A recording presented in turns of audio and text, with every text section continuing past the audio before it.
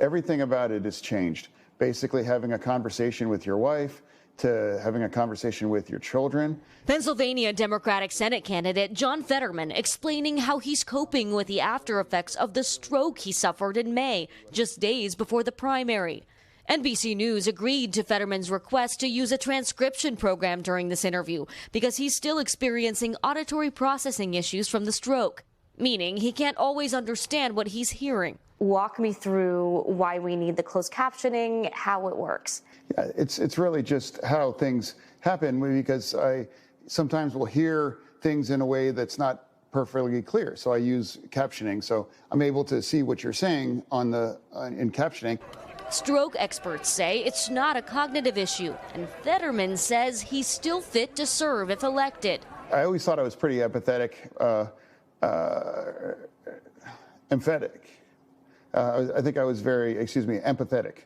That's an example of the stroke, empathetic. I always thought I was very empathetic before having a stroke. But now after having that stroke, I really understand, much more kind of the challenges that Americans have day in and day out.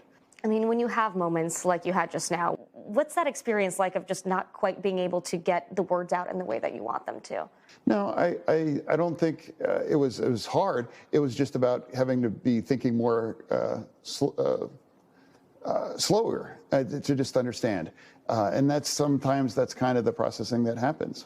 Aside from releasing a letter from his cardiologist on June 3rd, the campaign has denied requests for his medical records. Don't voters deserve to know your status now? As I said, being in front of thousands and thousands of people and having interviews and getting around all across Pennsylvania, that gives everybody and the voters decide, if they think that it's really the issue. Fetterman's opponent, Trump-endorsed celebrity Dr. Mehmet Oz, has called his health into question.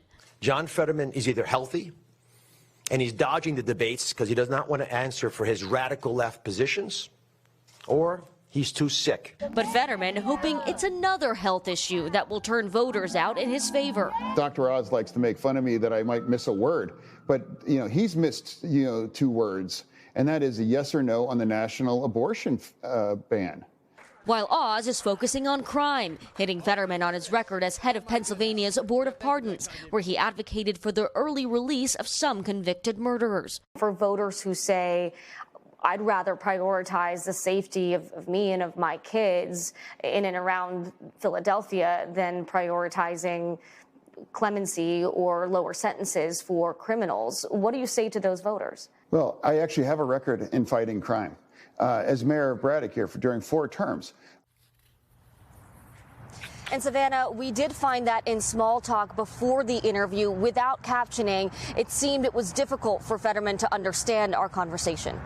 Yeah, and Dasha, you had mentioned that last night on Nightly. Since then, other journalists who've also dealt with Fetterman came forward and said they had a different experience. Yeah, and Savannah, that's completely fair that was their experience. We can only report our own. I will say it's important to note that according to the campaign itself, our team was the first to be in the room with Fetterman for an interview rather than via remote video conference. And myself, my producer, and our crew did find that small talk before that captioning was difficult because of those auditory processing issues I mentioned. Now, stroke experts do say that this does not mean he has any cognitive impairment. It doesn't mean his memory or his cognition is impaired, and he can fully recover from this. And once the closed captioning was on, he was able to fully understand my questions throughout that 25-minute interview, which we will publish in full online later today. Savannah. All right, Dasha Burns in Pittsburgh for us. Thank you. Hey, thanks for watching our YouTube channel. Find your favorite recipes, celebrity interviews, uplifting stories, shop our favorite deals, and so much more with the Today app. Download it now.